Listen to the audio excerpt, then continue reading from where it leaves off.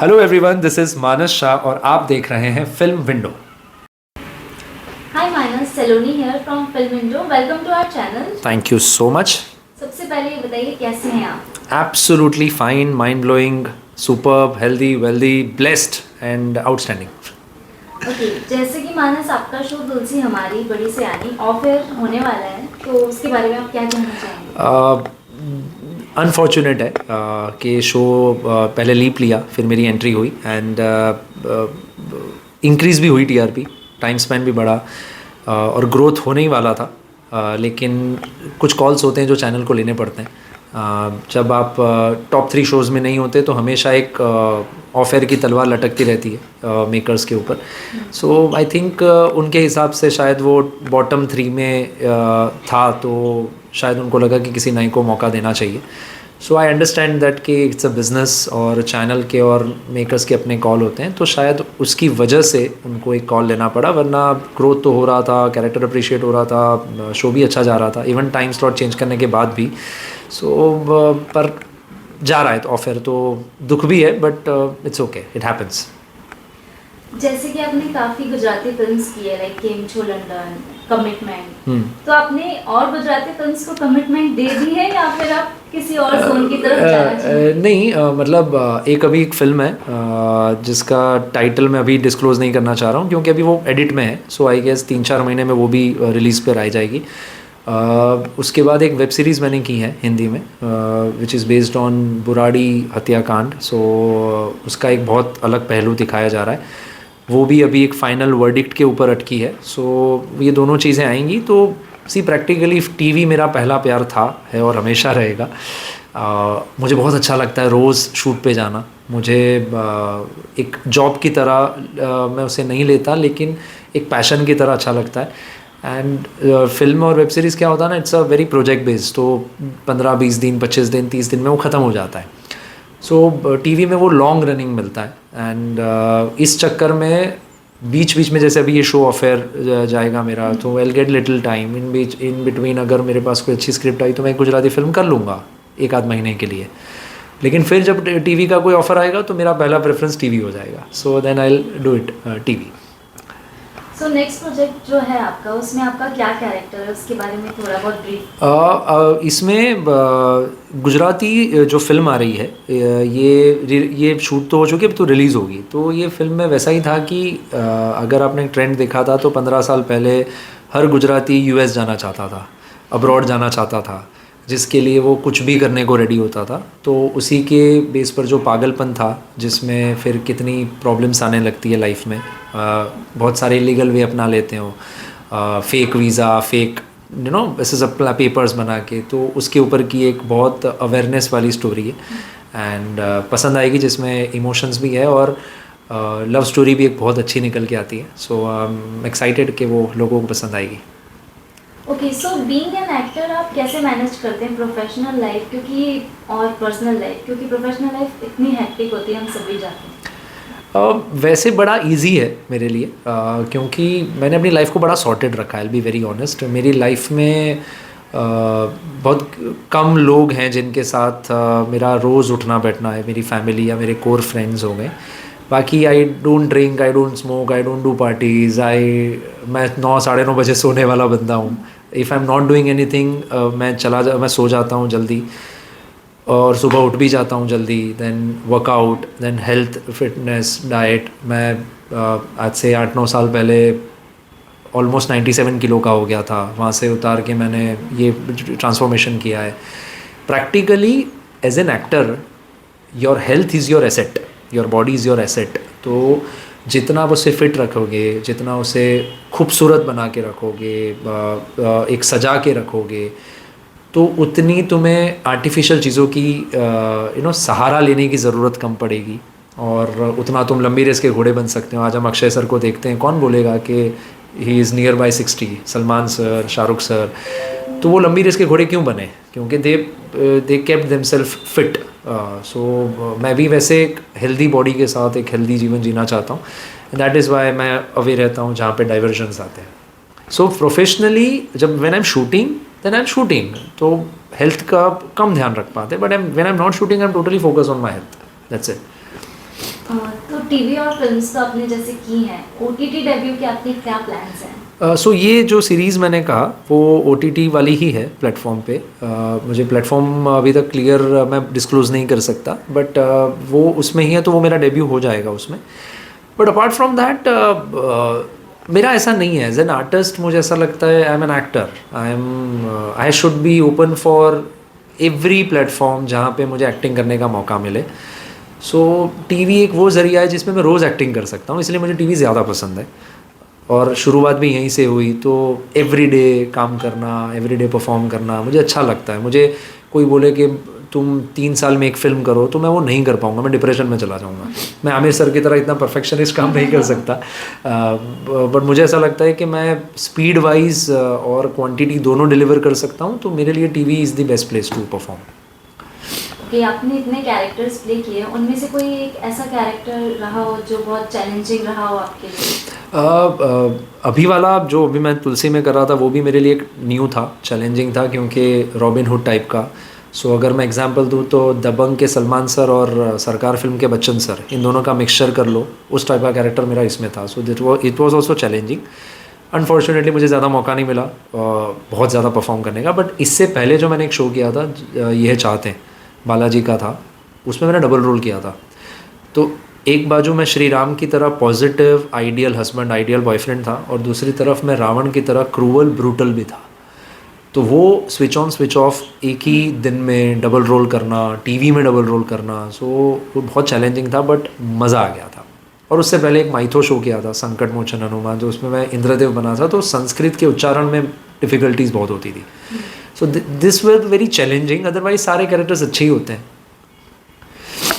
आप एक एक्टर की लाइफ को कैसे देखते हैं? मतलब बीइंग एन एक्टर क्या क्या फेस करना पड़ता है और किन किन चीज़ों से डील करना पड़ता है? प्लस पॉइंट अगर मैं बताऊं तो मुझे सबसे प्लस पॉइंट ये लगता है कि हम एक ज़िंदगी में बहुत सारी ज़िंदगियां जी सकते हैं। जैसे मैं आपको बताऊं कि मैं पढ़ाई के जब कर रहा था, तो मास्टर्स के बाद मैं सिविल सर्विसेज की तैयारी कर रहा था। I wanted to become IFS, but destiny के अपने प्लान थे, मैं एक्टर बन गया।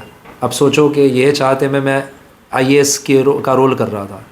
अगर मैं IAS बनता तो सिर्फ IAS बन के रह जाता, बट एक्टर बनाऊँ तो मैं IAS भी कर सकता हूँ, मैं दबंग भी कर सकता हूँ, मैं बहुत कुछ कर सकता हूँ। So as an actor, as an artist, you are living lot of life in one life, you get that opportunity. Drawback ये है कि ये इस फिल्म में बहुत स्ट्रगल है, मतलब मेहनत तो है ही, but success ratio is below 1%। तो सबको बनना है Amitabh Bachchan sir, Salman sir, Shahrukh sir, but बने कितने? 0.01%।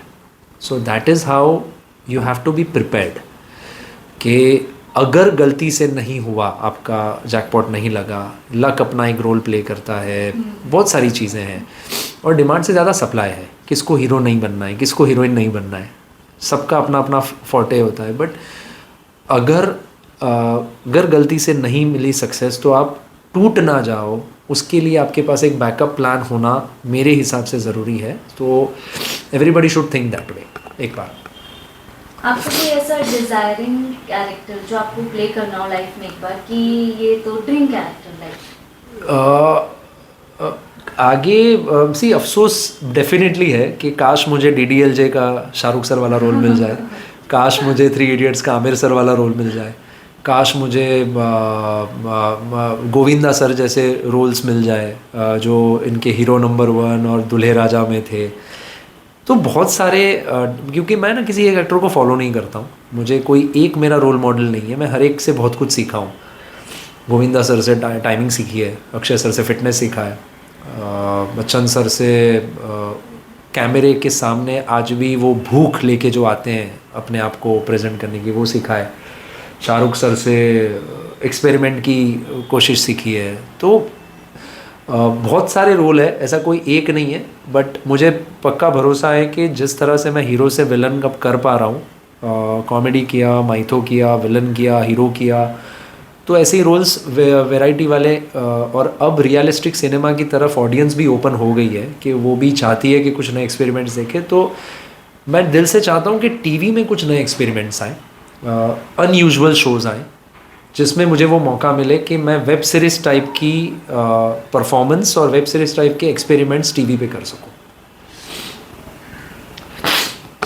कि अगर आप एक्टर नहीं होते तो आप क्या होते? मैं डेफिनेटली IFS होता, इंडियन फॉरेन सर्विसेज का एक सिविल सर्वेंट होता, और मैं डेफिनेटली ब्यूरोक्रेट्स और इंडियन सिविल सर्विसेज का एक अहम हिस्सा होता, जो देश को कैसे प्लान किया जाता है, देश को कैसे हर तरीके से संभाला जाता है, चलाया जाता है, उसमें एक हिस्सेदार होता फॉर श्योर।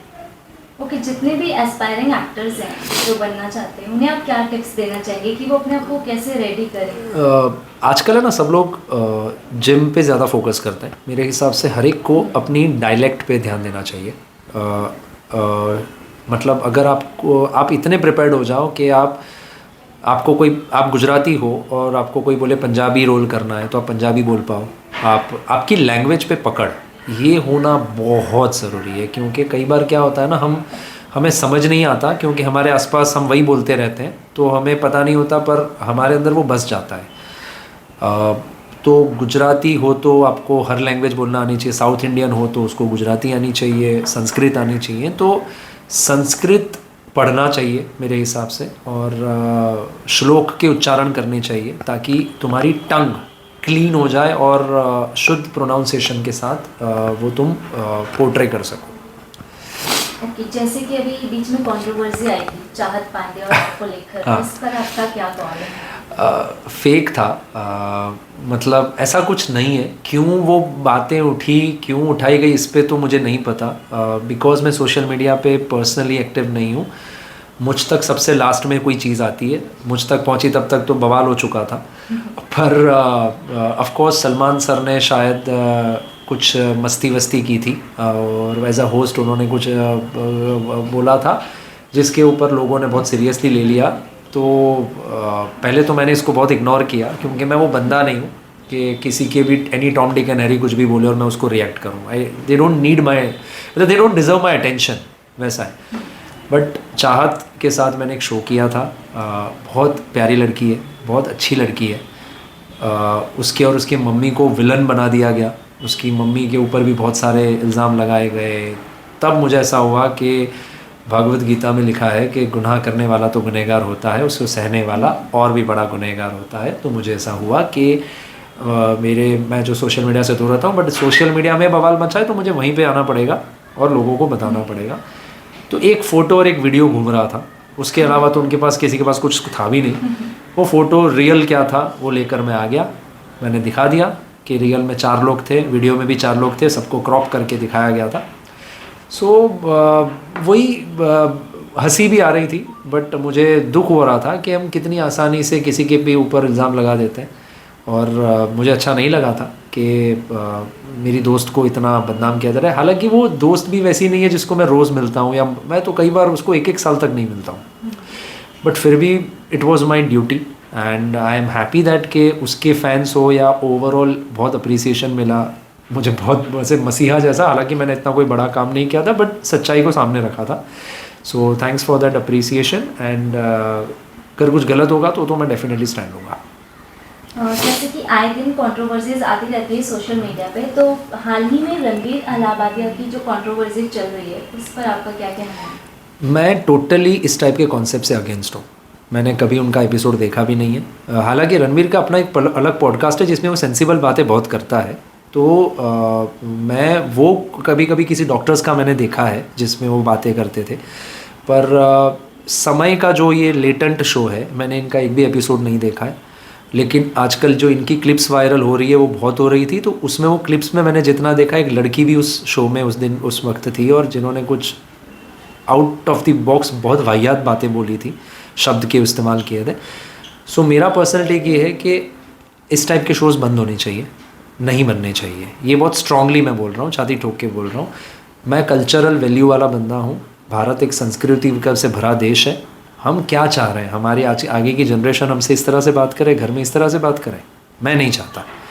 लेकिन अगर यहाँ किसी से कोई गलती हुई है, मैं वो गलती को बड़ा छोटा मान रहा हूँ, इसलिए छोटा मान रहा हूँ, नॉट बिकॉज ऑफ वर्ड्स, कि इससे पहले जब तक शो चल रहे थे तब तो किसी ने कुछ बोला नहीं। अब अचानक से लोग हाथ सेकने आ गए और उसको और पे चिल्लाने लगे। मैं बोल रहा हूँ अगर ये है भी, उसने माफ़ी मांगी, माफ़ कर दो, इंसान है, गलती हो गई, एक बार तो माफ़ी दे सकते हैं ना। अब क्या, व्हाट नेक्स्ट, आज के बाद हम इस टाइप के शोज़ को कितना प्रमोट करते हैं, कितना देखते हैं, उस पे हम क्या स्टेप ले रहे हैं, मुझे उस पे ज़्यादा इंटरेस्ट है। अगर गवर्नमेंट बोल रही है बंद होने चाहिए तो फिर ऐसे कोई भी शो दिखने नहीं चाहिए आज के बाद से। अगर कोई इंसान बोल रहा है ये वाहियात लैंग्वेज है, तो भाई तुम भी अकेले में देखना मत। ये दुकान तब चली जब खरीदार मिले, व्यूज़ इतने तब आए जब देखने वाले मिले। व्यूज़ आए तो उनको लगा कि ये तो अच्छा चल रहा है, हमें और करना चाहिए। फिर कंपटीशन में उतरे लोग, वो और ख़राब बोलने लगे, फिर और ख़राब लोग आए, फिर और ऐसे करते करते लेवल इतना नीचे गिर गया है। आई डोंट वांट दैट कि गाली गलोच से अगर कॉमेडी क्रिएट हो तो वो कॉमेडी किस बात की। मतलब there should be some kind of एक बेंचमार्क तो होना चाहिए ना। जैसे I am proud of TV, being an actor I am proud of it. We have a SNP department जो हर चीज़ को कंट्रोल करता है, क्यों इंटरनेट पे वो नहीं है? सो जेनजी जनरेशन के नाम पर हम ये नहीं कह सकते कि कुछ भी बोल दो आउट ऑफ द बॉक्स। मतलब प्रैक्टिकली वो लड़की ने जिस वर्ड्स के इस्तेमाल किए थे उसमें मतलब वो वर्ड, मतलब मुझे वो ऐसा लगा कि यार it's a cultural shock for me, where are we heading up to. इसलिए मैं ऐसा मान रहा हूँ कि जो हुआ उससे ज़्यादा फोकस जो अब नहीं होना चाहिए उस पर होना चाहिए। तो मैं देखना चाहूँगा कि कितना स्ट्रांगली लोग इसको इम्प्लीमेंट करते हैं। अगर है तो फिर बंद, सब देखना बंद कर दो, अपने आप शो बंद हो जाएगा, सिंपल। अगर आपको बिग बॉस में जाने का चांस मिले तो जाना चाहेंगे? अब तो जाना चाहूँगा, पहले नहीं था क्योंकि मैं उस टाइप का बंदा नहीं हूँ। पर मैं ना बड़ा स्ट्रांगली मानता हूँ कि everything happens for a reason. ऐसे ही कुछ नहीं होता है, ऐसे ही ना आज मैं आपको इंटरव्यू दे रहा हूँ, ना आप मुझसे मिले हैं, ना व्यूवर्स मुझ तक पहुँचे। सडनली कुछ हुआ जिसमें मेरा कोई हाथ नहीं था। तो क्या वो मेड फॉर ईच अदर या मैड फॉर ईच अदर वाला था, मुझे नहीं पता। कॉन्टेक्स्ट टू मेरे और बिग बॉस के, नॉट मेरे और चाहत के, please don't take it in that way, मेरे और बिग बॉस के। सो अब मैं डेफिनेटली चाहूँगा, और अब मुझे ऐसा लगता है कि मैं उस टाइप का बंदा हूँ जिसको इजीली कोई हर्ट नहीं कर सकता, इजीली प्रोवोक नहीं कर सकता, इजीली पोक नहीं कर सकता। तो मैं वो टेस्ट करना चाहूँगा। So I would love to go there and explore and want to feel that feeling of once in a life time वाली, कैसा होता है वहाँ पे। सो आपके आगे के बिग प्लान्स क्या हैं, क्या बताना चाहेंगे? मैं अब प्लान्स नहीं बनाता, पहले बहुत बनाता था, बट वो प्लान्स मेरे ज़्यादातर नहीं काम करते हैं। God has its own plans. IAS बनना था, एक्टर बन गया। तो ऐसी बहुत सारी चीज़ें हैं कि मुझे अब्रॉड नहीं जाना था, मैंने 17 कंट्रीज़ ट्रैवल कर ली। तो अब मैंने सोच लिया है कि give your best, leave the rest.